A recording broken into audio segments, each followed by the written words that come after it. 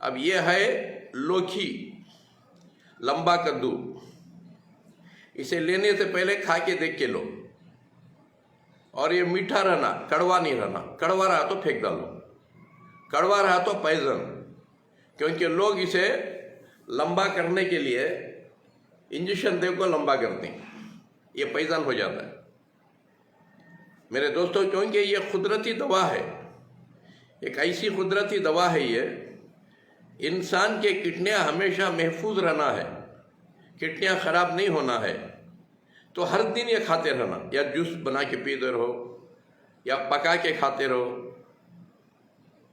इसे हर दिन एक बार यूज़ करना है घर में पूरे।